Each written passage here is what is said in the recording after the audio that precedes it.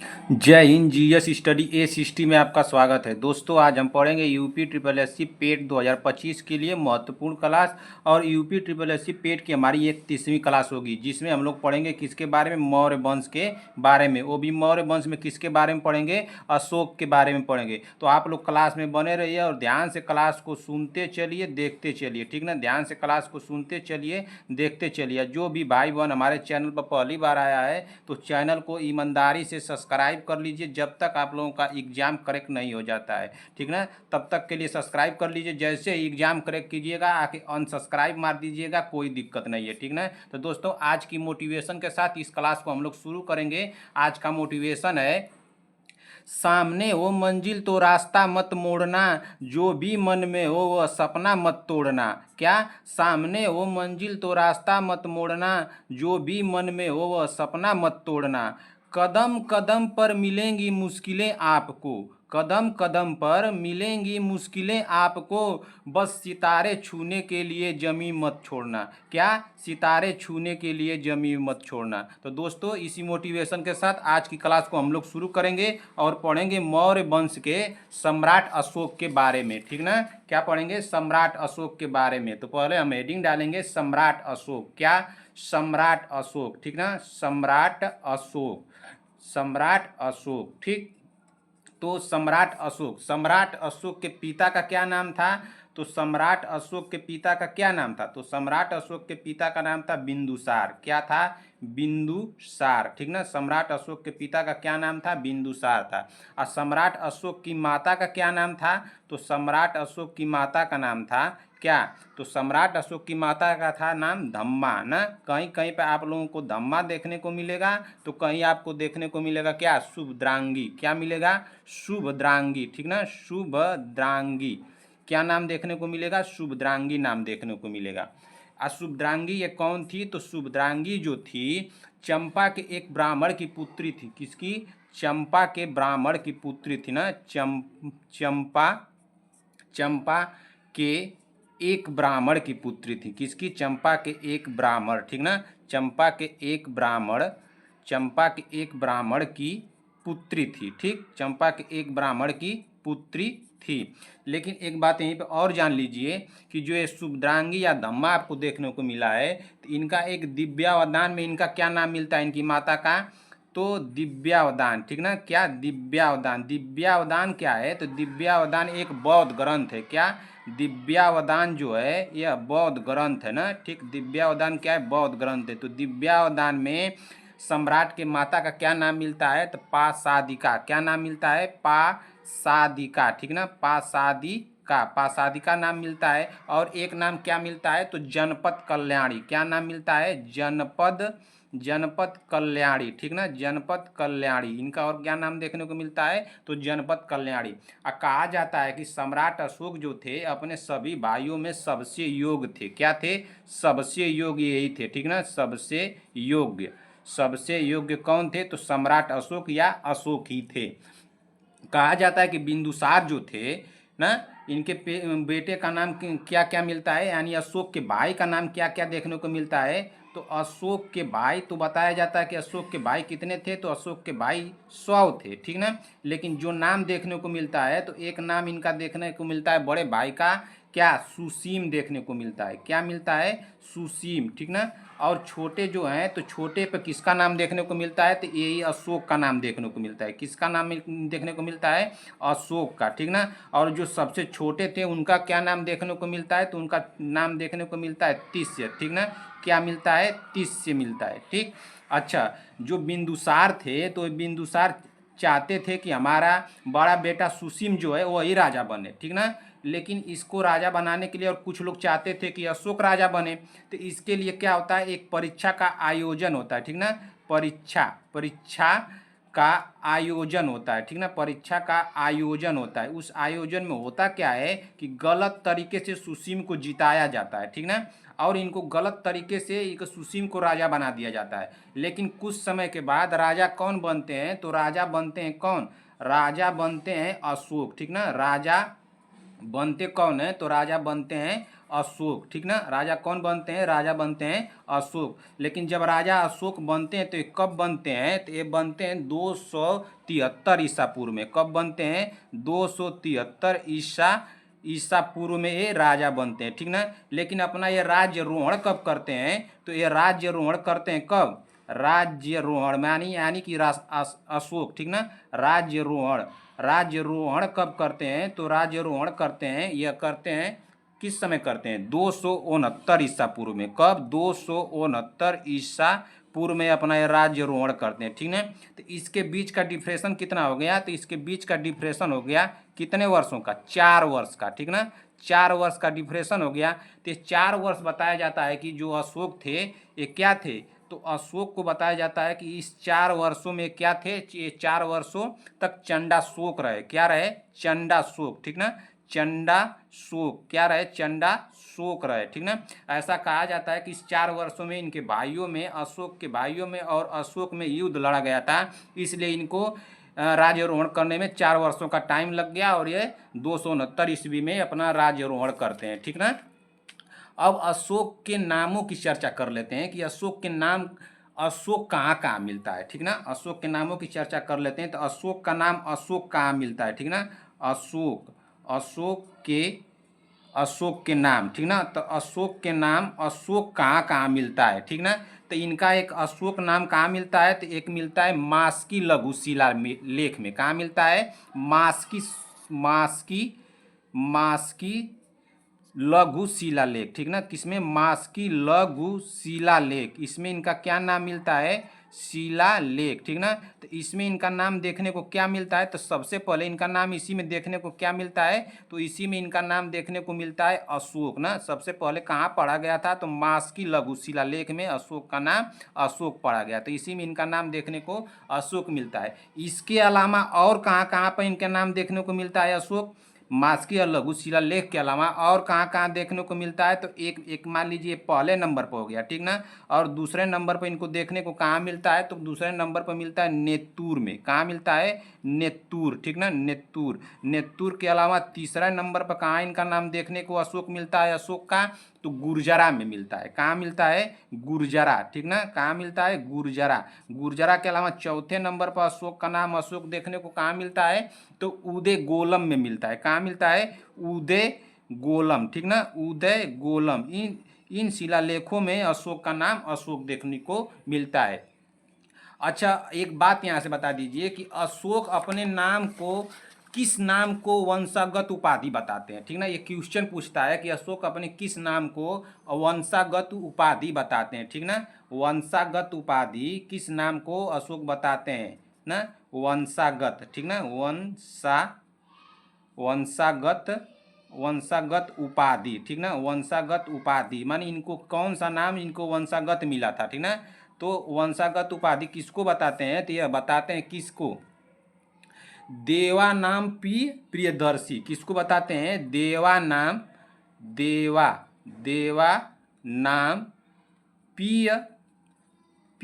प्रियदर्शी ना। प्रियदर्शी यह क्या नाम बताते हैं कि मेरा नाम वंशागत है, ठीक ना। देवा नाम प्रियदर्शी अशोक जो बताते हैं कि ये मेरा वंशागत नाम है। इसके हमारे जो दादा थे, परदादा थे, जैसे चंद्रगुप्त मौर्य इनके दादा का नाम था, यानी बिंदुसार इनके पिता थे अशोक के। तो अशोक के पिता का नाम था बिंदुसार और बिंदुसार के पिता का नाम था क्या? चंद्रगुप्त मौर्य। तो चंद्रगुप्त मौर्य के ही वंशागत को बताते हैं कि ये उस समय ये लोग, उन लोगों को वंशागत उपाधि ये मिली थी, यही उन लोग नाम रखते थे अपना, देवा नाम प्रियदर्शी। यही अशोक बताते हैं कि मुझे वंशागत उपाधि मिला, ठीक ना। अच्छा, यह नाम अशोक का देवा नाम प्रियदर्शी जो है यह किस अभिलेख में मिला है ना? तो यह किस अभिलेख में मिला है? तो यह मिला है रूमनदेयी अभिलेख में। किसमें? रूमनदेयी, ठीक ना। रूमनदेयी अभिलेख में। किसमें मिला है? रूमनदेयी अभिलेख में, ठीक ना। उसमें इनका नाम यह देखने को मिला है, ठीक ना। अच्छा, यह रूमनदेयी अभिलेख मिला कहाँ पे है? तो यह है कहाँ पे? तो यह है लुम्बिनी में, ठीक ना। कहाँ पे है? लुम्बिनी कहाँ पड़ती है? तो लुम्बिनी पड़ती है इस समय नेपाल में। कहाँ पड़ता है? नेपाल में। लुम्बिनी कहाँ है? तो लुम्बिनी है नेपाल में, ठीक ना। नेपाल। वर्तमान में कहाँ है लुम्बिनी? तो लुम्बिनी है नेपाल में। अच्छा, इसके अलावा इनका नाम और किस अभिलेख में मिलता है? तो निगाली सागर अभिलेख में, ठीक ना। इसके अलावा रुम्नदेही के अलावा एक तो रुम्नदेही हो गया, लेकिन इसके अलावा देवा नाम प्रिय प्रियदर्शी और किस में मिलता है? तो दूसरे नंबर पे मिलता है। कहाँ पे? तो दूसरे नंबर पे मिलता है निगाली सागर अभिलेख में। किस में?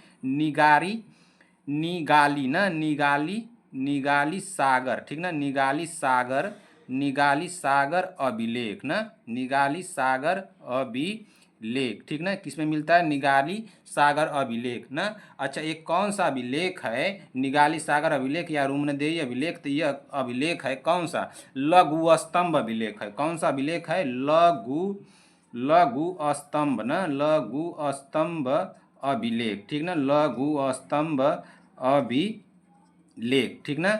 इनका दो नाम दो जगहों पे मिलता है, एक निगाली सागर अभिलेख में मिलता है, एक रुम्नदेही अभिलेख में मिलता है। क्या नाम मिलता है? तो देवा नाम प्रियदर्शी। किसका मिलता है? तो अशोक का मिलता है, ठीक ना। किसका नाम मिलता है? अशोक का ना, अशोक का, ठीक। अच्छा, अब अशोक को और किस नाम से जाना जाता है? तो अशोक को जाना जाता है और किस नाम से जाना जाता है? किसी भी भाई बहन को अगर आ रहा है तो बताइए कि अशोक को और किस नाम से जाना जाता है ना।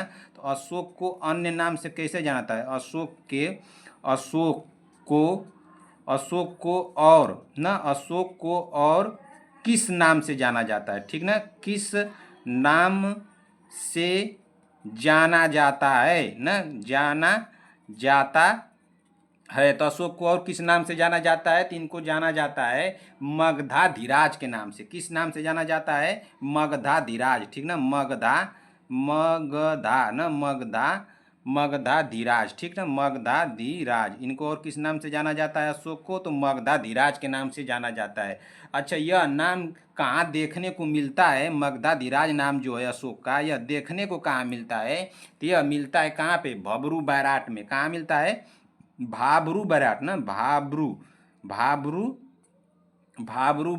ठीक ना, बैराट, ठीक ना, भाबरू बैराट। अच्छा, ये भाबरू बैराट है, बहुत इंपॉर्टेंट है ना, इसको इंपॉर्टेंट में लेके चलिएगा, बहुत इंपॉर्टेंट है, ठीक ना। भाबरू बैराट, इनका नाम मगधाधीराज कहाँ देखने को मिलता है अशोक का? तो भाबरू बैराट में मिलता है। अच्छा, भाबरू बैराट है कहाँ पे? तो भाबरू बैराट है कहाँ पे? राजस्थान में है। कहाँ पे है? राजस्थान, ठीक ना। भाबरू बैराट है कहाँ पे? तो राजस्थान में है, ठीक। भाबरू बैराट कहाँ है? तो राजस्थान में है, ठीक। अच्छा, और भाबरू बैराट में ही अशोक का एक और नाम देखने को मिलता है। तो भाबरू बैराट में अशोक का एक और नाम कौन सा देखने को मिलता है? तो वह मिलता है कौन? प्रियदर्शी। क्या नाम मिलता है? प्रियदर्शी, प्रियदर्शी नहीं, प्रियदर्शी। इनका नाम मिलता है किसका? प्रियदर्शी। किसमें और एक नाम मिलता है? तो भबरू बैराट में। भबरू बैराट में इनका दो नाम मिलता है, एक मगधाधीराज मिलता है और एक दूसरा क्या मिलता है? प्रियदर्शी मिलता है, ठीक ना, प्रियदर्शी, ठीक। अच्छा, अशोक एक बौद्धि धर्मी अवलंबी शासक था, ठीक ना। इसकी जानकारी हमें कहाँ से मिलती है? एक क्वेश्चन पूछता है कि अशोक जो थे, ये पे क्वेश्चन लिख दे रहा हूँ, अशोक एक बौद्ध धर्मी अवलंबी शासक थे ना। अशोक जो हैं, अशोक, ठीक ना, अशोक एक बौद्ध, ठीक ना, बौद्ध धर्मी अवलंबी शासक है, ठीक ना, अवलंबी शासक, ठीक ना, बौद्ध धर्मी अवलंबी शासक था, ठीक ना, शासक था। इसकी जानकारी, ठीक ना, इसकी जानकारी हमें कहाँ से मिलती है? इसकी जानकारी ना, इसकी जानकारी हमें कहाँ से मिलती है? हमें कहाँ से मिलती है, ठीक ना, हमें कहाँ से मिलती है, ठीक ना, मिलती है। तो इसका आंसर क्या होगा? इस तरह से क्वेश्चन पूछ सकता है, तो इसका आंसर हमारा होगा क्या होगा? मान लीजिए क्वेश्चन है, तो इसका आंसर क्या होगा? तो इसका भी आंसर होगा भाबरू बैराट। क्या होगा? भाबरू बैराट, ठीक ना, भाबरू बैराट, ठीक ना, भाबरू बैराट। तो भाबरू बैराट बहुत इंपॉर्टेंट है, इसको पहले आप लोगों को बताएंगे। अच्छा, इसमें भी और क्या मिलता है? तो इसमें देखने को आपको क्या मिल जाएगा? बुद्धम धम्मम गच्छामि, ठीक ना, इसी में त्रिरत्नों का इनका जिक्र किया गया है बौद्ध धर्म के। तो इसमें क्या मिलेगा आपको देखने के? तो बुद्धम धम्मम ना, बुद्धम धम्मम गच्छामि। क्या मिलेगा? बुद्धम धम्मम गच्छामि, ठीक ना, बुद्धम धम्मम गच्छामि, यानी कि क्या मिलेगा? बुद्ध ना, बुद्ध मिलेगा और क्या मिलेगा आपको, धर्म और संघ, बुद्ध धर्म और संघ, ठीक ना, संघ, यही आपको देखने को मिलेगा किसमें, बाबरू बैराट में मिलेगा देखने को, ठीक ना। और अशोक का नाम वायु पुराण में क्या मिलता है, तो अशोक का वो नाम वायु पुराण में, ठीक ना, पूछता है कि अशोक का वायु पुराण में अशोक का नाम क्या मिलता है, तो वायु पुराण, ठीक ना, वायु पुराण, वायु पुराण में अशोक का क्या नाम है, तो वायु पुराण में है इनका नाम क्या, अशोक वर्धन, क्या नाम है, अशोक वर्धन, ठीक ना, अशोक वर्धन, क्या नाम मिलता है, अशोक वर्धन मिलता है, किसमें मिलता है, तो वायु पुराण में मिलता है। लेकिन अशोक का नाम बुद्ध शाक्य किसमें मिलता है ना, तो अशोक का बुद्ध शाक नाम किसमें मिलता है, तो मिलता है किसमें, मास्की लघु शिलालेख में, किसमें मिलता है, मास्की लघु शिलालेख में ना, मास्की लघु शिलालेख ना, मास्की लघु शिलालेख में अशोक का नाम क्या देखने को मिलता है, तो इसमें मिलता है बुद्ध शाक्य, क्या मिलता है, बुद्ध शाक्य ना, क्या मिलता है, बुद्ध शाक्य, ठीक ना, किसका नाम देखने को मिलता है, तो अशोक का मिलता है। ठीक, अब इतने नाम हम लोग जान गए। अब इसके बाद हम जानेंगे अशोक के पत्नी के नाम, ठीक ना, अशोक के पत्नी के नाम जानेंगे। तो अशोक के पत्नियों के नाम के बारे में चर्चा कर लेते हैं, ठीक ना। तो अशोक की पत्नियां कितनी थी, कौन कौन थी, उनके नामों को हम जान लेते हैं। तो अब हेडिंग डाल देंगे अशोक की पत्नी, ठीक ना, अशोक की पत्नी, ठीक, अशोक की पत्नी, ठीक ना। तो अशोक की पत्नियां कितनी थी, कौन कौन थी, इनके बारे में हम लोग जान लेते हैं। तो एक इनकी पहली पत्नी थी, क्या नाम आता है अशोक की पहली पत्नी का नाम, तो इनकी पहली पत्नी का नाम आता है अशोक की, एक पहली पत्नी का नाम क्या आता है, महादेवी, क्या नाम आता है, महादेवी, ठीक ना। पहली पत्नी का इनका नाम क्या आता है, तो महादेवी आता है, ठीक ना। जो विदिशा में एक श्रेष्ठी की पुत्री थी, ठीक ना, जो विदिशा में क्या, जो विदिशा ना, विदिशा में एक श्रेष्ठी, ठीक ना, विदिशा में एक श्रेष्ठी की पुत्री थी, ठीक ना, एक श्रेष्ठी की पुत्री थी, कौन, महादेवी, विदिशा में एक श्रेष्ठी की पुत्री थी। अच्छा, महादेवी से दो पुत्रों का जन्म हुआ था, कौन कौन, तो एक इनके पुत्र का नाम आता है किसका, आता है महेंद्र का, क्या आता है, महेंद्र, ठीक ना, महेंद्र, ठीक, महेंद्र जो थे इनके पुत्र थे, ठीक ना, किसके, अशोक के, ठीक। और एक इनके और पुत्री का नाम आता है किसका, संघमित्रा का, किसका, संघमित्रा, ठीक ना, संघमित्रा कौन थी, तो संघमित्रा इनकी पुत्री थी, किसकी, अशोक की। आइए, महादेवी कौन थी, तो अशोक की पहली पत्नी का नाम आता है, ठीक ना। अच्छा, इन्हीं दोनों पुत्रों को ना, इन्हीं दोनों को अशोक ने बौद्ध धर्म के प्रचार के लिए कहाँ भेजा था, तो इन दोनों को बौद्ध धर्म के प्रचार के लिए भेजा था, किसको, महेंद्र को और संघमित्रा को। तो प्रचार के लिए कहाँ भेजा था, तो प्रचार के लिए भेजा था कहाँ, श्रीलंका में, कहाँ भेजा था, श्रीलंका, ठीक ना, श्रीलंका, कहाँ भेजा था, श्रीलंका, किसके लिए, बौद्ध धर्म के प्रचार के लिए, ठीक ना, किसके लिए भेजा था, बौद्ध धर्म के प्रचार के लिए ना, बौद्ध धर्म के प्रचार के लिए भेजा, किसने भेजा, अशोक ने भेजा, ठीक ना। इन दोनों को भेजा था, महेंद्र को भी भेजा था और संघमित्रा को भेजा था, ठीक ना। अब हम क्या जानेंगे, इनकी दूसरी पत्नी का नाम जान लेते हैं। तो पहली पत्नी हो गई अशोक की, तो दूसरी पत्नी का नाम जानते हैं कि इनकी दूसरी पत्नी कौन थी। तो इनकी दूसरी पत्नी का नाम आता है किसका, कौरुकी का, किसका, कौरुकी, ठीक ना, कौरुविकी। अच्छा, जो एक कौरुविकी हैं, कौरुविकी का नाम किसमें देखने को मिलता है, तो इसमें इनका नाम देखने को मिलता है किसमें, कौरुविकी का नाम देखने को कहाँ मिलता है, तो प्रयाग प्रशस्ति में मिलता है, कहाँ मिलता है, प्रयाग प्रशस्ति, ठीक ना, प्रयाग प्रशस्ति कहाँ देखने को मिलता है, तो प्रयाग प्रशस्ति में देखने को मिलता है, ठीक। अच्छा, ये प्रयाग प्रशस्ति है कहाँ पे, तो प्रयाग प्रशस्ति है कहाँ पे, प्रयागराज इलाहाबाद में, कहाँ पे है, प्रयागराज ना, प्रयागराज, ठीक ना, प्रयागराज इलाहाबाद, ठीक ना। इलाहाबाद का नाम चेंज करके क्या कर दिया गया है, तो इलाहाबाद का नाम चेंज करके कर दिया गया है प्रयाग प्रशस्ति ना, इलाहाबाद, ठीक ना, इलाहाबाद, ठीक ना। अच्छा, इसको लिखा किसने है? प्रयाग प्रशस्ति को लेखक कौन है? प्रयाग प्रशस्ति के लेखक ना, तो प्रयाग प्रशस्ति के लेखक हैं कौन? प्रयाग प्रशस्ति को लिखा किसने है? अच्छा, लिखा किसने है बताइए जल्दी से। प्रयाग प्रशस्ति को लिखा किसने है? जल्दी से कमेंट कीजिए। तो इसको लिखने वाले कौन है? तो इसको लिखने वाले हैं हरिसेन। कौन है? हरिसेन, ठीक ना। इसको लिखने वाले कौन है? तो हरिसेन है, ठीक ना। हरिसेन। हरिसेन कौन थे? तो हरिसेन जो थे समुद्रगुप्त के दरबार में रहते थे। किसके दरबार में? समुद्र न समुद्रगुप्त न समुद्रगुप्त के दरबार में रहते थे, ठीक ना। गुप्त के दरबार में रहते थे। कौन? हरिसेन न रहते थे। अच्छा, यह लिखा किस में गया है? प्रयाग प्रशस्ति जो है यह लिखा किस में गया है? तो यह लिखा गया है चंपू शैली में। किस में? चंपू शैली में, ठीक ना। चंपू शैली में यह लिखा गया है। चंपू शैली का मतलब क्या होता है? तो चंपू शैली का मतलब होता है गद एवं पद दोनों। क्या? गद एवं पद ना, गद एवं पद दोनों में लिखा गया है, ठीक ना। किस में लिखा गया है? गद एवं पद दोनों में लिखा गया है। चंपू शैली का मतलब यही होता है, ठीक ना, लिखा गया है। अच्छा, ठीक। अच्छा, कौरुकी जो है इसके पुत्र का नाम क्या बताया जाता है? तो कौरुकी के पुत्र का नाम बताया जाता है पुत्र ना। तो इनके पुत्र का नाम बताया जाता है क्या? तो इनके पुत्र का नाम बताया जाता है तीवर। क्या नाम बताया जाता है? कौरुकी के पुत्र का, यानी अशोक के दूसरे पत्नी के पुत्र का क्या नाम बताया जाता है? तीवर बताया जाता है, ठीक ना, तीवर, ठीक। अच्छा, प्रयाग प्रशस्ति में इसी में और राजाओं का नाम देखने को मिलेगा, ठीक ना। प्रयाग प्रशस्ति में ही आपको और राजाओं का नाम देखने को मिलेगा, ठीक ना। अन्य राजाओं का भी नाम देखने को मिलेगा। तो कौन कौन राजा हैं? तो एक नाम आपको देखने को मिलेगा किसका? तो एक नाम आपको देखने को मिलेगा अशोक का, ठीक ना। किसका नाम मिलेगा? अशोक का, ठीक, अशोक का। अशोक के अलावा और किसका नाम देखने को आपको मिलेगा? तो अशोक के अलावा मिलेगा प्रयाग प्रशस्ति में समुद्रगुप्त का,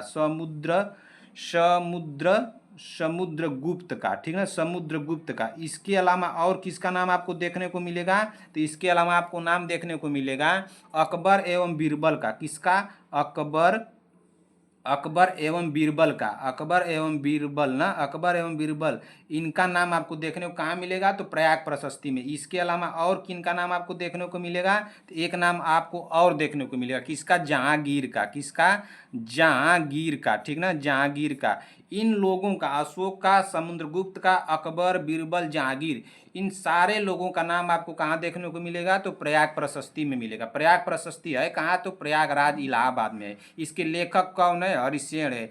हरिसेन कौन थे? तो समुद्रगुप्त के दरबार में रहते थे। प्रयाग प्रशस्ति किस में लिखा गया है? तो चंपू शैली में लिखा गया है। चंपू शैली का मतलब क्या होता है? गद्य एवं पद दोनों में लिखा गया है, ठीक ना। अच्छा, दो पत्नियों का नाम हो गया। अब इसके बाद इनके तीसरी पत्नी का नाम जान लेते हैं कि इनकी तीसरी पत्नी का क्या नाम था। किसके? अशोक की। अशोक के तीसरी पत्नी का नाम क्या था? तो अशोक के तीसरी पत्नी का नाम आता है क्या? अशोक के तीसरी पत्नी का नाम आता है तिस्य रक्षिता। क्या नाम आता है? तिस्य रक्षिता, ठीक ना, तिस्य रक्षिता। अशोक के तीसरी पत्नी का क्या नाम आता है? तो तिस्य रक्षिता, ठीक ना, तिस्य रक्षिता, ठीक। अच्छा, इनको कहा जाता है कि यह जो थी बौद्ध विरोधी थी। कौन? तिस्य रक्षिता जो थी यह बौद्ध विरोधी थी, ठीक ना। ये क्या थी? बौद्ध विरोधी, ठीक ना, बौद्ध विरोधी थी। ऐसे इतिहासकारों का कहना है कि यह बौद्ध विरोधी थी। लेकिन एक क्वेश्चन पूछता है कि ये भी कहा जाता है कि बौद्ध विरोधी थी, और इन्होंने क्या किया था कि इन्होंने किया था कि बौद्ध वृक्ष को कटवा दिया था। क्या? इसी ने, ठीक ना, इसी ने बौद्ध वृक्ष को, ठीक ना, बौद्ध वृक्ष ना, बौद्ध वृक्ष को कटवा दिया था, ठीक ना, कटवा दिया था, ठीक। लेकिन अब यहाँ पे एक क्वेश्चन बन जाता है कि जब बौद्ध वृक्ष को इसने ही कटवाया था, तो एक देखने को क्वेश्चन मिलता है कि बौद्ध वृक्ष को किसने कटवाया? तो राजा शशांक ने, ठीक ना। किसने? राजा शशांक ना, राजा शशांक ने कटवाया था, ठीक ना। लेकिन ऐसा कहा जाता है कि जब राजा शशांक ने कटवाया तो ये फिर से उग जाता था, ठीक ना, ये क्या था, ये वृक्ष फिर से उग जाता था। लेकिन अगर क्वेश्चन पूछेगा आप लोगों से तो कैसे पूछेगा कि अशोक की कौन सी पत्नी ने बौद्ध वृक्ष को कटवाया था, ठीक ना।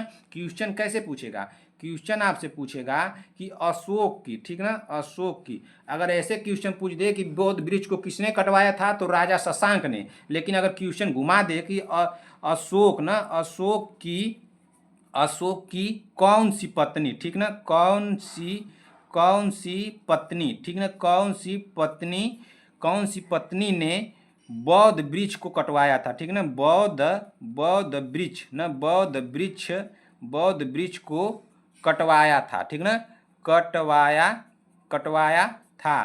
तब हमारा आंसर होगा क्या, कटवाने का तब आंसर क्या हो जाएगा, तिस्यरक्षिता। क्या हो जाएगा, तिस्यरक्षिता, ठीक ना, तिस्यरक्षिता। क्या हो जाएगा, तिस्यरक्षिता, ठीक, तिस्यरक्षिता हो जाएगा, ठीक। अच्छा, इनकी एक तीसरी पत्नी हो गई, चौथी पत्नी का नाम जान लेते हैं कि इनकी चौथी पत्नी का क्या नाम था, अशोक की। तो अशोक की चौथी पत्नी का नाम आता है पद्मावती। क्या नाम आता है, पद्मावती, ठीक ना, पद्मावती। अशोक की चौथी पत्नी का क्या नाम आता है, तो पद्मावती आता है, ठीक ना। इसके बेटे का क्या नाम था, पद्मावती के बेटे का क्या नाम था, तो इसके बेटे का नाम था, पद्मावती के क्या, बेटे का नाम था कुणाल। क्या नाम आता है, कुणाल, ठीक ना, कुणाल ना, कुणाल। अच्छा, चौथी हो गई, पांचवी पत्नी का नाम जान लेते हैं कि इनकी पांचवी पत्नी का क्या नाम था, असंघमित्रा। क्या नाम था, असंघमित्रा, ठीक ना, संघमित्रा। पांचवी पत्नी का क्या नाम था, तो पांचवी पत्नी का नाम था असंघमित्रा, ठीक ना, असंघमित्रा। असंघमित्रा को बताया जाता है कि यह प्रधान महिषी थी। क्या थी, प्रधान महिषी थी ना, असंघमित्रा जो थी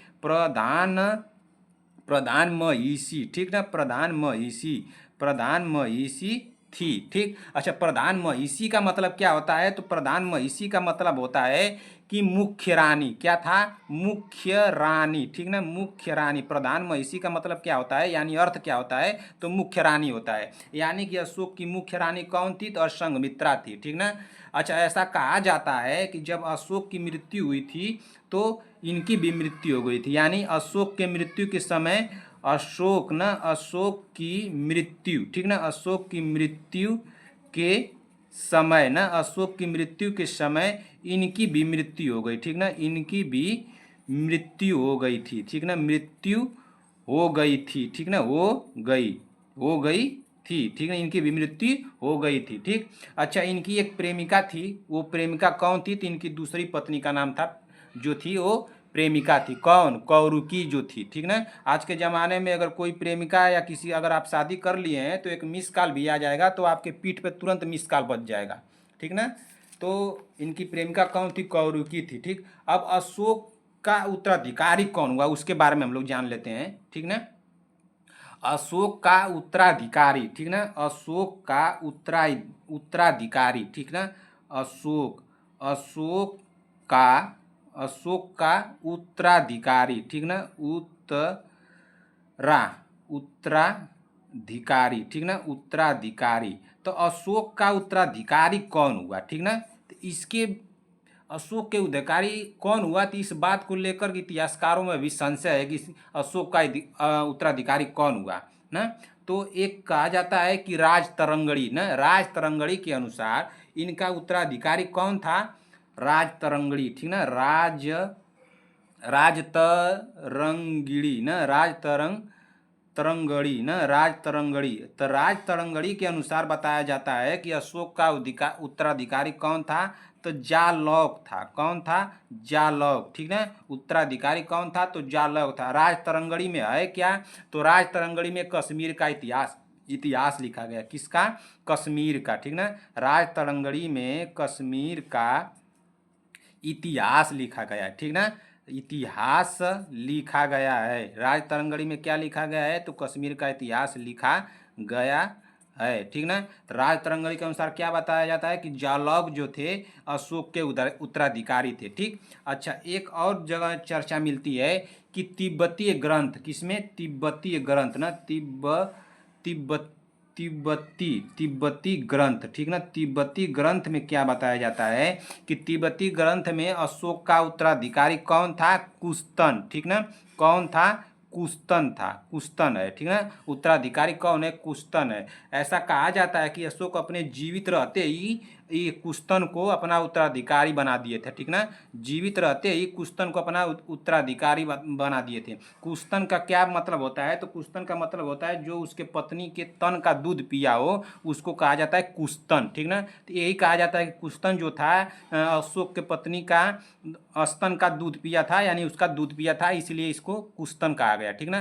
कहीं कहीं पर आपको क्या मिलेगा कि उत्तराधिकारी के तौर पर कहीं कहीं पर आपको देखने को मिलेगा कि अशोक के उत्तराधिकारी कौन थे? तो कुणाल थे। कौन थे? कुणाल, ठीक ना। लेकिन आप लोगों को पहले ही हम बताया हूं कि इस बात में भी अभी इतिहासकारों में संशय है कि अशोक का उत्तराधिकारी कौन था, ठीक ना। अच्छा, अब अशोक के और कुछ बातें में चर्चा कर लेते हैं, ठीक ना। और चर्चा कर लेते हैं अशोक के बारे में कि अशोक, ठीक ना। अशोक, अशोक, ठीक। अशोक, अशोक, ठीक।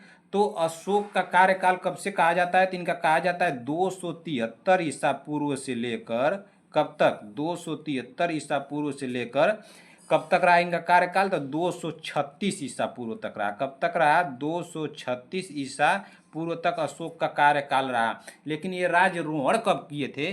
तो राजरोहण किए थे 269 ईसा पूर्व में, ठीक ना। अब प्रश्न यहाँ ये बन जाता है कि अशोक महान कैसे थे, ठीक ना। अगर क्वेश्चन आपसे पूछ ले कि अशोक महान कैसे थे, कहीं पर दिया रहता है ना हर जगह कि सम्राट अशोक महान या सम्राट अशोक महान या अशोक महान, तो अशोक महान कैसे थे बताइए? अशोक महान कैसे थे? क्या जिसके साम्राज्य की भौगोलिक सीमा सबसे बड़ी हो वो महान हो सकता है? तो अशोक की साम्राज्य की सीमा सबसे बड़ी थी। जैसे चंद्रगुप्त ने सभी राज्यों को, बहुत राज्यों को जीता था। क्या महानता का तात्पर्य केवल उसके बड़े राज्य से है? अशोक का महान होने का कारण क्या था? क्या उसके महानता का तात्पर्य केवल उसके बड़े राज्य से है?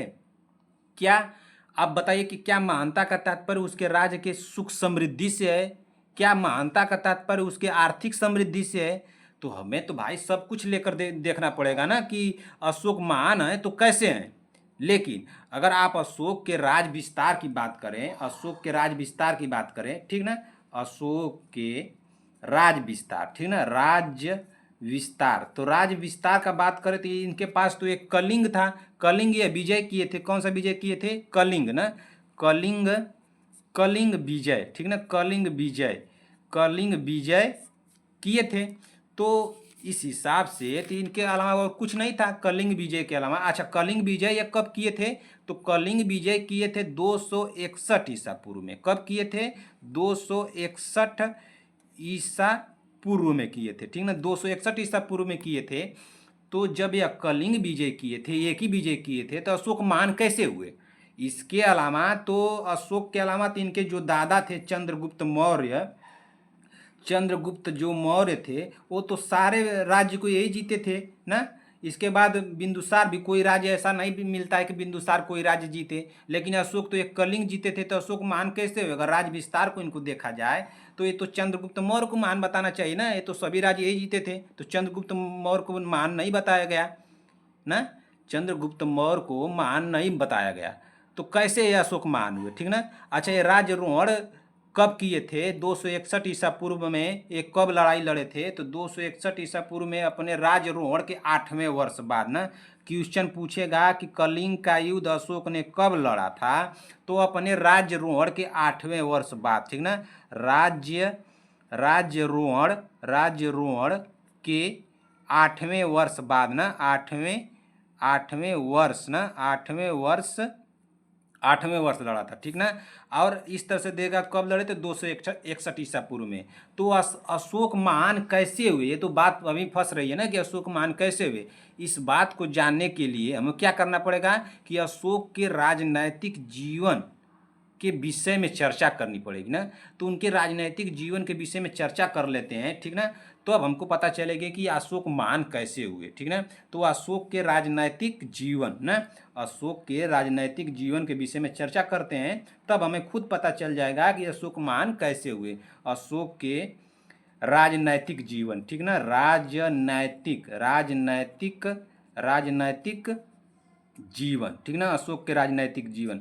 तो अशोक के राजनैतिक जीवन की अगर आप बात करते हैं तो इन्होंने शुरुआत कब की थी, तो अपने पिता बिंदुसार के समय में। यह उज्जैन के क्या थे, उज्जैन के गवर्नर थे। क्या थे, उज्जैनी कहा जाता है कि उज्जैनी के गवर्नर थे, ठीक ना, गवर्नर थे, ठीक, उज्जैनी के गवर्नर थे। और ऐसा कहा जाता है कि उस समय अपने बिंदुसार अपने पिता के समय अशोक जो थे, तक्षशिला में एक विद्रोह हुआ था, उस विद्रोह को दबाए भी थे। क्या, तक्षशिला ना, तक्षशिला के लिखिए, तक्षशिला के विद्रोह को दबाया, ठीक ना। तो इनका राजनीतिक जीवन तो यही देखने को मिलता है। एक उज्जैनी के गवर्नर थे, एक तक्षशिला के विद्रोह को दबाए थे, एक कलिंग विजय किए थे जो 261 ईसा पूर्व में हुआ था, ठीक। लेकिन ऐसा कहा जाता है कि अशोक अपने पिता की मृत्यु के बाद 273 ईसा पूर्व में राजा बने। लेकिन अशोक का अपना राज्यारोहण कब किए थे, तो राज्यारोहण किए थे 273 ईसा पूर्व में। एक क्या किए थे, 273 ईसा पूर्व में जो थे ये इनको राज्य मिला था, ठीक ना, अपने पिता की मृत्यु के बाद। लेकिन 269 ईसा पूर्व में ये क्या किए, 269 ईसा पूर्व में ये किए थे क्या, 269 ईसा पूर्व में ये अपना राज्यारोहण किए, ठीक ना, राज्यारोहण, ठीक ना। थोड़ी सी बात हमारी समझिए, घबराइए मत, अभी आप लोगों को समझा देंगे। राज्यारोहण किए, ठीक ना, राज्यारोहण किए, बस 2-3 मिनट समझिए। तो हुआ क्या कि इसके बीच का डिप्रेशन कितना हुआ, 273 और 269, इसके बीच का डिप्रेशन था 4 वर्ष का, ठीक ना। तो 4 वर्ष का डिप्रेशन जो था, ऐसा बताया जाता है कि ये 4 वर्षों में चंडाशोक थे। कहीं कहीं देखने को आपको मिलेगा कि ये चंडाशोक थे, ठीक, चंडाशोक। और कहा जाता है कि इस समय अपने यह 99 भाइयों की हत्या की थी। क्या, 99 भाइयों की हत्या की, ठीक ना, हत्या की। यानी कि इस 4 वर्षों में अशोक के भाइयों के बीच में युद्ध लड़ा गया। किसके लिए लड़ा गया, तो राजगद्दी के लिए लड़ा गया था कि हम राजा होंगे। इसके लिए कहा जाता है कि 99 भाइयों की अपने हत्या कर देते हैं। अब यह बात सत्य है कि गलत है कि 99 भाइयों की हत्या किए थे कि नहीं किए थे। अगर यह हत्या किए थे तो अब आप लोगों को देखने को मिलेगा अशोक के 5वें दीर्घ शिलालेख में। किसमें, अशोक के 5वें ना, अशोक के 5वें, ठीक ना, अशोक के 5वें जो है दीर्घ शिलालेख, ठीक ना, 5वां दीर्घ शिलालेख जो है, दीर्घ शिलालेख ना, 5वां दीर्घ शिलालेख में आपको देखने को क्या मिलेगा कि अशोक जो थे अपने छोटे भाई को उपराजा बनाए थे। क्या, छोटे भाई को उपराजा बनाए थे, ठीक ना, राजा बनाए, ठीक ना, उपराजा बनाए। तब कैसे मान लिया जाए कि अशोक अपने 99 भाइयों की जब हत्या ही कर दिए थे तो छोटे भाई को उपराजा कैसे बना दिए। ये तो बात बन रही है ना कि अपने छोटे भाई को जब सभी भाइयों की हत्या कर दिए थे तो अपने छोटे भाई को उपराजा कैसे बनाए। अगर उपराजा बनाए थे तो अब तो ये बात स्पष्ट नहीं होती है, क्लियर नहीं होती है कि 99 भाइयों की हत्या ही कर दिए थे, ठीक ना। तो अभी इस बात में संशय है कि अपने भाइयों की हत्या किए ही थे या नहीं किए थे, ठीक ना। अब देखिए इसके आगे हम जानते हैं अशोक 269 ईसा पूर्व में क्या किए थे, 269 ईसा पूर्व में के समय अपना राज्य अभिषेक किए, ठीक ना। जब 269 ईसा पूर्व में अशोक अपना राज्याभिषेक किए, राज्याभिषेक, ठीक, राज्याभिषेक किए तो उस समय क्या किए थे, तो 269 के समय जब राज्याभिषेक किए तो यह अपना कौन सा धर्म अपनाए थे, तो शैव धर्म को मानते थे। उसमें किस धर्म को मानते थे, शैव धर्म, ठीक ना, शैव धर्म को मानते थे, ठीक ना, मानते थे, ठीक ना। अशोक शैव धर्म को मानते थे ना, अशोक, ठीक ना। अशोक किसको मानते थे? तो शैव धर्म को मानते थे। 269 ईसा पूर्व में जब राज्याभिषेक किए तभी ये शैव धर्म को मानते थे। इसके बाद अशोक किए क्या? 269 ईसा पूर्व का राज्याभिषेक के बाद ये उसके बाद क्या किए? तो उसके बाद किए थे कलिंग विजय, कलिंग ना, कलिंग विजय किए, ठीक, कलिंग विजय। अच्छा, कलिंग विजय कब किए थे? तो कलिंग विजय किए थे 261 ईसा पूर्व में, ठीक, 261 ईसा पूर्व में ये कलिंग विजय किए। अच्छा, कलिंग युद्ध करने का उद्देश्य क्या था? जो अशोक का कलिंग युद्ध जो लड़े थे, तो कलिंग युद्ध लड़ने का या कलिंग विजय करने का इनका उद्देश्य क्या था? तो इनका उद्देश्य था आर्थिक ना, क्या था? आर्थिक, ठीक ना, आर्थिक था, आर्थिक था।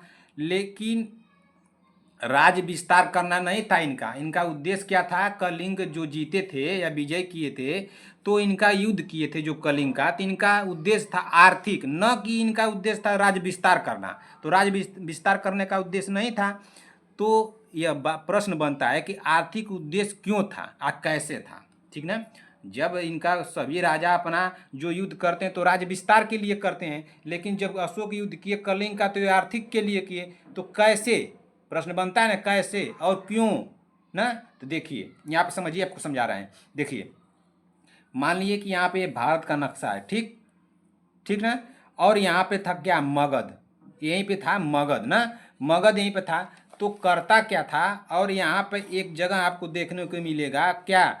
दक्षिण पूर्व एशिया, क्या? दक्षिण पूर्व एशिया, ठीक ना, एशिया, ठीक, एशिया, दक्षिण पूर्व एशिया। यहाँ पे क्या होता था?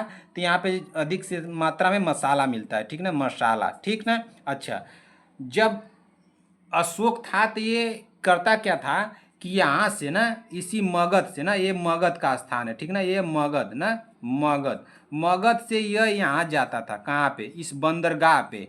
यह बंदरगाह कहाँ पे था? ते ताम्रलिप्ति, इस बंदरगाह का क्या नाम था? ताम्रलिप्ति, ताम्रलिप्ति, ठीक ना, ताम्रलिप्ति बंदरगाह, बंदरगाह, ठीक ना, ताम्रलिप्ति बंदरगाह। अच्छा, यहाँ से ताम्रलिप्ति बंदरगाह यह है कहाँ पे? तो यह है बंगाल में, ठीक ना, बंगाल में, ठीक, बंगाल में। तो ये बंगाल से, अरे मगध से बंगाल की तरफ जाता था, ठीक ना। मान लीजिए तिरछा यहाँ पर आएगा बंगाल, तो यहाँ जाता था। तो यहाँ से फिर आता कहाँ पे था? तो यहाँ से आता था इसी जगह पे, ठीक ना, इस पे, ठीक। तो यहाँ से करता क्या था कि यहाँ से जो भी सामान लेकर वो जाता था, यहाँ से खरीद करके सामान लेकर जाता था, यहाँ जाता था, फिर यहाँ जाता था। तो इसको यहाँ से यहाँ आने में इसको दूरी तय करनी पड़ती थी ना। तो बहुत दूरी जब तय करनी पड़ती थी, यानी लंबी दूरी तय करनी पड़ती थी, लंबी दूरी ना, लंबी दूरी तय करनी पड़ती थी, तय करनी पड़ती थी, ठीक ना, तय करनी पड़ती थी। इससे होता क्या था कि इसकी जो लागत थी बहुत ज़्यादा हो जाती थी ना, लागत अधिक लगती थी, ठीक ना, लागत अधिक लगती थी, ठीक, लगती थी। तो इससे होता क्या था कि इसको बहुत कम मुनाफा होता था, यानी इसको बचत बहुत कम होती थी। तो इन्होंने किया क्या कि इन्होंने इसी जगह पर क्या था, इसी जगह पर एक जगह है, उसका नाम है क्या? उसका नाम है उड़ीसा, ठीक ना, उड़ीसा, उड़ीसा। इसी उड़ीसा में इसी जगह पे एक नाम आपको मिलेगा कलिंग, क्या? कलिंग। तो अशोक सोचा कि अगर हम यहाँ न जा करके और यहाँ से यहाँ जो आ रहे हैं, फिर यहाँ से यहाँ और ऐसे जा रहे हैं, अगर हम यहाँ इसी उड़ीसा या कलिंग पर विजय कर लेते हैं तो डायरेक्ट हमको यहाँ से यहाँ आ जाएंगे और यहाँ से तुरंत यहाँ आके अपना व्यापार कर लेंगे, ठीक ना। यहाँ से जो भी सामान लेकर जाना होगा हम आ जाएंगे, जा जाएंगे। तो इसीलिए यहाँ पे कलिंग पर विजय किए, ठीक ना। क्या किए? कलिंग पर विजय किए, आर्थिक उद्देश्य के लिए किए थे, ठीक ना। समझ में आ गया आप लोगों को ना? कलिंग विजय इसीलिए किए थे कि यहाँ से हमको यहाँ नहीं जाना पड़ेगा, यहाँ से डायरेक्ट हम यहाँ आ जाएंगे उड़ीसा कलिंग में, और यहाँ थोड़ी ही दूरी पर हम तुरंत आ जाएंगे यहाँ पे दक्षिण में। तो इस तरह से इसको आर्थिक उद्देश्य के लिए किया था, ठीक ना। कहा जाता है कि जब अशोक कलिंग विजय करके आया तो उसका हृदय द्रवित हो गया। क्या हुआ? कलिंग विजय करके आया, दूसरे पेज पे आप लोगों को बता रहा हूँ। कलिंग विजय करके जब आए अशोक ना, कलिंग विजय जब करके आए तो उनका हृदय द्रवित हो गया। क्या हुआ? अशोक का हृदय, अशोक ना, अशोक का हृदय, ठीक ना, अशोक का हृदय, अशोक का हृदय क्या हुआ, द्रवित, द्रवित, द्रवित हो गया, ठीक ना, द्रवित हो गया यानी पिघल गया, पसीज गया, कि उसको बहुत दया माया आ गई। तो जब अशोक ने वहाँ उड़ीसा कलिंग का विजय किया तो उसका हृदय द्रवित हो गया, ठीक ना, द्रवित हो गया। तो इस बात को हम कैसे मान ले कि उसका हृदय द्रवित हो गया? चाहे आप ही सोचिए, सोचने वाली बात है कि नहीं। जो इंसान यानी कि अशोक, जो इंसान किसी 4 वर्ष में ना, किसी 4 वर्ष वो क्या रहता है, चंडा शोक रहता है ना, 4 वर्ष जो है चंडा शोक रहा, चंडा शोक रहा, वह इंसान कैसे उसका हृदय द्रवित हो गया? जो इंसान कुछ समय पहले अपने 99 भाइयों की हत्या की ना, 99 भाइयों की हत्या की ना, हत्या की, उसका हृदय कैसे द्रवित होगा भाई? अब सोचने वाली बात है कि नहीं। आप लोग ही सोचिए कि जो इंसान अपने 99 भाइयों के, अगर कोई भी भाई अपने 99 भाइयों की हत्या कर सकता है, तो कलिंग ना, वो कलिंग में दूसरे ही लोग थे ना, कलिंग के लोग तो दूसरे ही लोग थे, कलिंग या उड़ीसा के जो लोग थे तो उसके घर के या ससुराल के थोड़ो थे, उसके घर वाले या ससुराल वाले तो नहीं न थे। तो जो उसका हृदय कैसे द्रवित होगा या उसका हृदय कैसे पिघलेगा बताइए आप? जो अपने 99 भाइयों को मार सकता है जो इंसान, उसका हृदय दूसरों को मारने में और काटने में कैसे बदल सकता है? सोचने वाली बात है। फिर कैसे बताइए, कैसे? तो कलिंग विजय में हुआ क्या था, कलिंग जो विजय था, ठीक ना, कलिंग, कलिंग विजय, ठीक ना, कलिंग विजय या कलिंग युद्ध मान लीजिए इसको, कलिंग युद्ध या कलिंग विजय में हुआ क्या कि 1 लाख लोगों को काट दिया गया था। क्या? 1 लाख लोगों की हत्या की गई थी, ठीक ना, 1 लाख लोग, 1 लाख सॉरी 1 लाख, 1 लाख लोगों, 1 लाख लोगों की हत्या हुई थी, ठीक ना, हत्या हुई। अब कोई पकड़ पकड़ के गिना तो होगा नहीं, अंजाद लगाया जाता है, इतिहासकार अंजाद लगाते हैं, चाहे उस समय के लोग अंजाद लगाते हैं कि 1 लाख लोगों की हत्या हो गई थी और 1.5 लाख लोगों को, 1.5 लाख लोगों को बंदी बनाया गया था। क्या? 1.5 लाख लोगों को ना, 1.5 लाख लोगों को बंदी बना लिया गया, ठीक, बंदी, बंदी बना लिया गया, ठीक ना, बंदी बना लिया गया। अब हुआ क्या कि जब अशोक इन लाशों को देखे, अशोक जब 1 लाख जो लाशें थी उनको देखे तो उसमें छोटे बच्चे, क्या, छोटे बच्चे, ठीक ना, बूढ़े लोग और कितने गर्भवती महिलाएं, इन सबकी, सबको काट दिया गया था एक तरफ से, छोटा बड़ा बूढ़ा जवान कैसा भी हो, किसी को बीच से, किसी के पेट में कोई गर्भ से है औरत, उसको भी काट दिया गया था। इन सबको देख करके जो अशोक था उसका हृदय द्रवित हुआ। क्या? इतने लोगों को काटा हुआ देख करके, खून को देख करके उसका हृदय पिघल गया। समझ गए? तो इससे पहले 269 में जब राज्याभिषेक किए तब इनका कौन सा धर्म था? 269 ईस्वी में, 269 ईस्वी में अभी आप लोग को बताएं, 269 ईस्वी में राज्याभिषेक ना,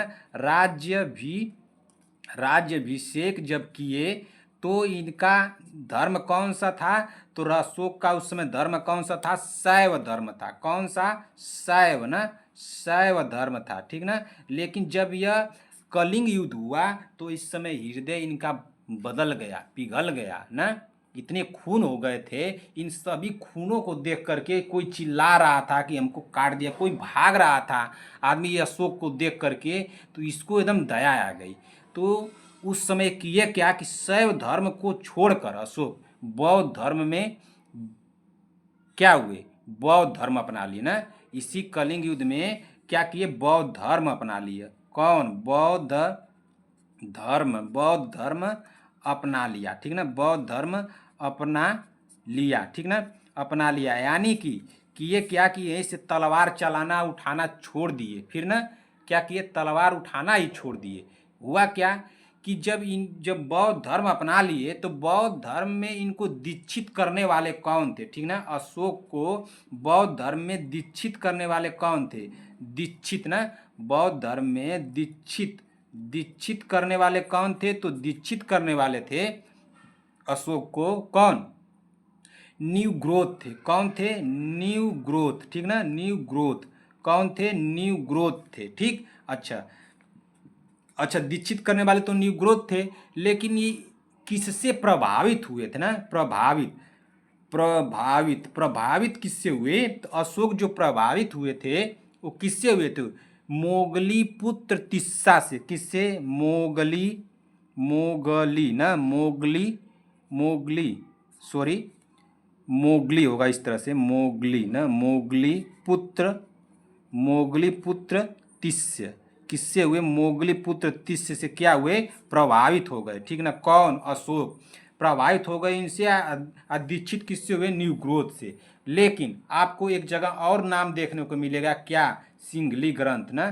किसमें? सिंघली, सिंघली ग्रंथ ना, सिंघली, सिंघली ग्रंथ ना। सिंघली ग्रंथ में आपको क्या मिलेगा कि इनको दीक्षित कौन किया था? तो सिंघली ग्रंथ में अशोक को दीक्षित करने वाले कौन थे? तो उपगुप्त थे। कौन थे? उपगुप्त ना, उपगुप्त ना। इनको दीक्षित करने वाले कौन थे? उपगुप्त ना, उपगुप्त। कौन थे? उपगुप्त थे। ठीक ना? उपगुप्त ना, उपगुप्त थे। तो अगर आप ये दोनों आ जाए तो इसमें टिक कौन सा लगाएंगे? अगर आपको टिक लगाना होगा, अगर ये दोनों आ गया तो उपगुप्त का लगा दीजिएगा। अगर एक इसमें से अगर एक आए तो आपको उपगुप्त आए, न्यू ग्रोथ लगाना है। ठीक है ना? और देखिए यहाँ पे, और यहीं पर अशोक युद्ध का परित्याग कर देते हैं। ठीक ना? कहाँ पे? इसी जगह कलिंग विजय में युद्ध का परित्याग कर देते हैं। ठीक ना? युद्ध का परित्याग करते हैं तो कहते क्या है और करते क्या है? जब कलिंग युद्ध के समय करते क्या है? अशोक बौद्ध धर्म अपना लेते हैं, शैव धर्म को छोड़ देते हैं। ठीक ना? और उनको दीक्षित करने वाले कौन थे? तो उनको दीक्षित करने वाले थे कौन? न्यू ग्रोथ या उपगुप्त। ठीक ना? और इनको किससे प्रभावित हुए थे? तो मोगलीपुत्र तिस्सा से। और यहीं पर करते क्या है? अशोक युद्ध का परित्याग कर देते हैं ना। यहीं पर अशोक ना, यहीं पर अशोक करते क्या है? यहीं पर अशोक युद्ध ना, युद्ध का परित्याग करते हैं। ठीक ना? परित्याग कर देते हैं ना, युद्ध का परित्याग करते हैं। ठीक, युद्ध का परित्याग करते हैं। अब हुआ क्या कि यह करते क्या है कि युद्ध घोष को किस में बदल देते हैं? भेरी घोष में। किसको? युद्ध घोष। ठीक ना? युद्ध घोष, युद्ध घोष ना, युद्ध घोष को किस में बदल देते हैं? तो युद्ध घोष को बदलते हैं भेरी घोष में। किस में? भेरी घोष। ठीक ना? युद्ध घोष को किस में बदलते हैं? तो भेरी घोष में बदल देते हैं। ठीक ना? युद्ध घोष को किस में बदलते हैं? तो भेरी घोष में बदल देते हैं। अब प्रश्न यह बनता है कि क्या अशोक का यह निर्णय, जो अशोक ने युद्ध घोष को भेरी घोष में बदल दिया, या तलवार चलाना छोड़ दिया, या युद्ध लड़ना छोड़ दिया, युद्ध का परित्याग कर दिया, प्रश्न यह बनता है कि क्या अशोक यह निर्णय जो लिए थे यह हृदय परिवर्तन था? क्या अशोक का यह निर्णय राजनैतिक परिस्थितियों की मांग थी ना? जो ये निर्णय लिए, परित्याग किए थे, इनका निर्णय क्या था? क्या अशोक अपने राज्य प्रशासन को और मजबूत करना चाहते थे? कई प्रश्न बन सकता है ना। तो अशोक महान कैसे कहा गया ना? तो कैसे कहा गया? तो अगर कोई राजा तत्कालिक परिस्थितियों को देखकर लिया गया निर्णय ना, किसी तत्काल परिस्थिति को देखकर लिया गया निर्णय जो पूरे समाज के हित के लिए ना, तत्काल परिस्थिति को देखकर ना, तत्काल परिस्थिति, ठीक, तत्काल परिस्थिति को देखकर, ठीक ना, तत्काल परिस्थिति को देखकर लिया गया निर्णय। ठीक ना? लिया गया निर्णय। ठीक ना? लिया गया निर्णय जो पूरे समाज के लिए हो ना, सबके हित के लिए हो ना, पूरे समाज ना, पूरे समाज सबके हित के लिए हो, सबके हित के लिए हो ना, हित के लिए हो, ऐसा लिया गया निर्णय। ठीक ना? ऐसा लिया गया निर्णय समाज के लिए हितकारी हो। तो अशोक ने जिन नीतियों का अनुसरण किया ना, तो उसको उसी की नीतियों के हिसाब से, कौन सी नीतियों का निर्णय लिया? अशोक ने जिन नीतियों का अनुसरण किया, नीतियां कौन सी थी ना? तो अशोक ने जो नीतियों का निर्णय लिया, उसी नीतियों की वजह से अशोक को कौन बनाता है महान? तो अशोक ने जो धर्म की नीति ली थी ना, अशोक ने कौन सी नीति अपनाई थी? तो अशोक ने वहीं पर क्या? धर्म की नीति अपनाई। अशोक ने कौन सी नीति अपनाई? अशोक जो थे अपनी धम्म की नीति अपनाई, अशोक की धम्म की नीति, ठीक ना, अशोक की धम्म की नीति, धम्म की नीति, ठीक ना, अशोक के धम्म की नीति। तो जो अशोक धम्म की नीति थी ना, वही अशोक को महान बनाती है। क्या? अशोक की जो धम्म की नीति थी, जो ये निर्णय लिए थे, तत्काल परिस्थितियों को देखकर लिया गया निर्णय था अशोक का ना, कि जो पूरे समाज के लिए हो, सबके हित के लिए हो, सबको किसी प्रकार का दुख कष्ट न हो, ऐसा जो निर्णय लिए थे, जो अपने आप को बदले थे, यही उनको क्या बताती है? महान बनाती है अशोक को, ठीक ना। तो अशोक को महान बनाने का काम कौन करती है? अशोक की धम्म की नीति, अशोक की धम्म की नीति, अशोक की धम्म की नीति अशोक को अशोक को अशोक को महान बनाती है, ठीक ना, महान बनाती है, ठीक ना, अशोक को महान बनाती है। तो मित्रों, इसके आगे हम लोग क्या पढ़ेंगे? अशोक ना, अशोक की धम्म की नीति, ठीक ना, अशोक की धम्म की नीति, ठीक ना, धम्म की नीति। तो दोस्तों, अगर इसको हम लोग पढ़ेंगे अशोक के धम्म की नीति को, तो क्लास बहुत लंबी हो जाएगी, तकरीबन 1 से 2 घंटे की हो जाएगी, ठीक ना। तो इसको हम लोग यहीं पर रोकते हैं और अगले क्लास में क्या पढ़ेंगे? हम लोग अशोक की धम्म की नीतियों के बारे में पढ़ेंगे। आप लोगों को क्लास कैसी लगी? अगर क्लास में कहीं भी कोई भी डाउट हो, किसी भी भाई बहन को कोई भी डाउट हो, तो आप लोग कमेंट करके जरूर पूछिएगा, मैं तुरंत आप लोगों को बताऊंगा। इसके आगे धम्म की नीतियाँ, अशोक की धम्म की नीतियों के बारे में पढ़ेंगे। और जो भी भाई बहन हमारे चैनल पर अगर पहली बार आया है, तो चैनल को ईमानदारी से सब्सक्राइब कर लीजिए, जब तक आप लोगों का एग्जाम क्रैक नहीं हो जाता है। जैसे ही एग्जाम क्रैक कीजिएगा, आके अनसब्सक्राइब मार दीजिएगा, कोई दिक्कत नहीं है, ठीक ना। कमेंट बॉक्स में अपना प्यार देना मत भूलिएगा। मिलते हैं ऐसी ही क्लास के साथ, तब तक के लिए जय हिंद, जय भारत।